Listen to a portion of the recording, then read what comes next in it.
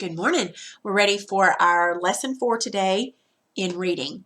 All right, you're not going to need your reader book today because it's a skill day. So on skill days, kind of like skill station days that we had last year in 4th grade, but a skill day is going to be a day that we learn some sort of literary skill. Okay?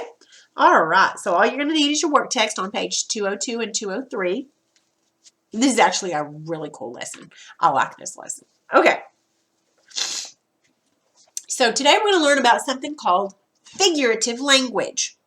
Now, figurative language is something that authors use typically to compare two different things that have some similarity, and it gives readers a picture. But sometimes the things that they compare don't have any comparison, and that's kind of what makes these funny. Okay? Comparisons make the writing more interesting, and it requires the reader to use his senses for a clearer understanding of whatever they're talking about. Okay, so one of the things is, look at the little girl at the bottom. And what is she saying? I slept like a log.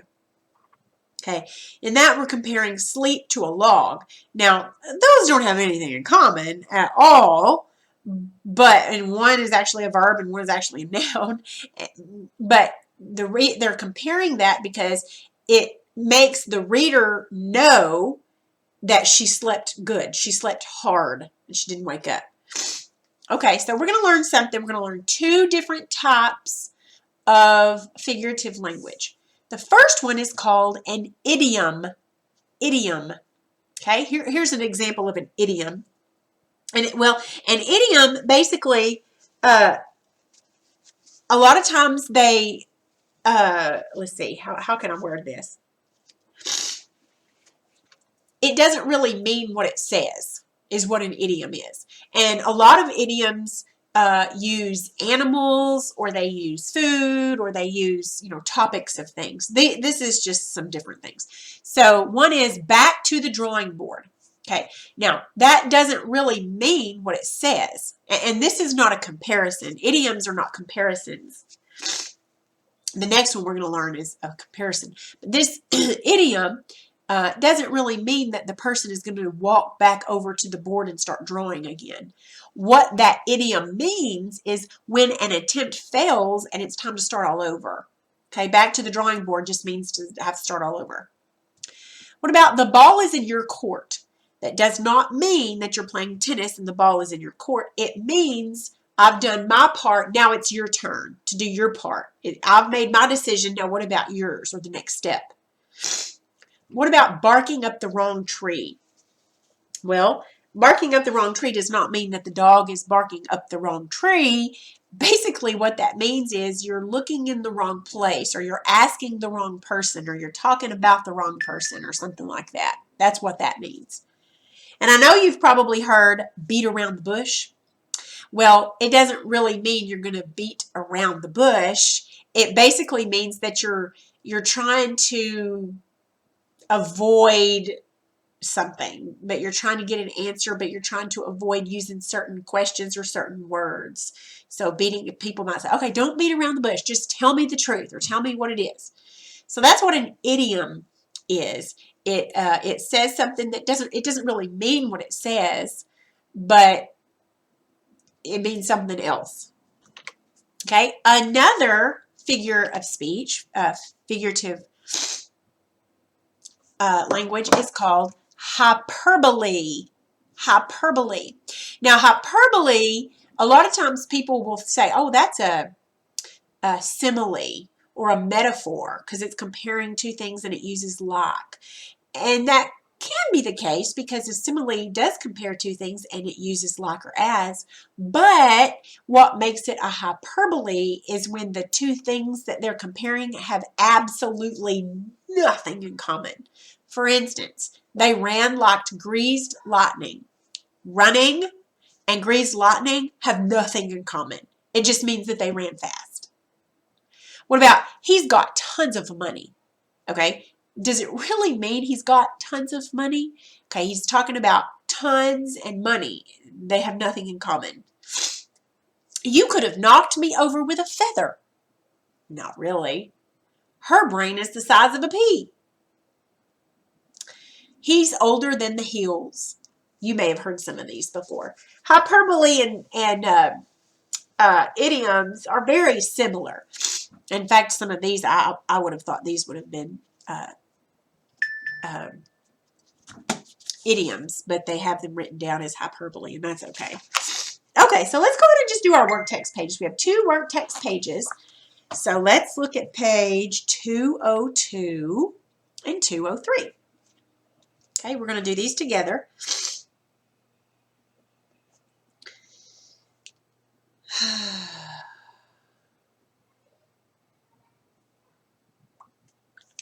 Okay, the top of page 202. Now, in the middle of the page to the right, it says idiom.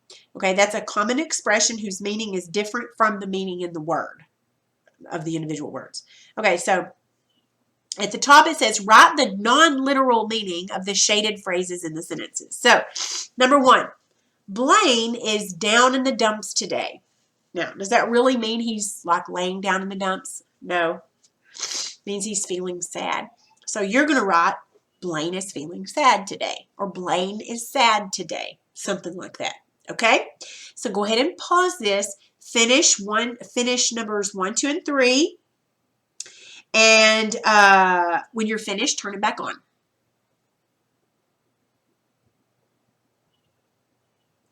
All right, on number 2, keep that information under your hat. That means don't tell anybody. Keep that information quiet. Number 3, I know what you mean. We're both in the same boat. That means basically we both have the same problem. Kind of what that means. Okay? You don't have to change your answers as long as, I'm not grading this, as long as you kind of understand it. All right, look at the bottom of part B. It says, finish rewriting each sentence with a gross imagination. Now, gross, it doesn't mean like yucky. It means like crazy, out of this world crazy. So, number 1, it's very cold. Okay? It's so cold outside that, what? My toes are going to fall off. Or, it's so cold outside that I have no idea. My tears will turn to glass or something like that. So you can just write anything down there you want to, as long as it's crazy and as long as it talks about it being cold. Okay? That's going to be a gross exaggeration. Exaggeration, you know what that means. It means it's not really the truth. It's really stretching the imagination for the truth. Okay, go ahead and finish 1, 2, and 3 on those. These are hyperboles. These are gross exaggerations, typically comparing two things. Go ahead and finish that at the bottom, then turn it back on.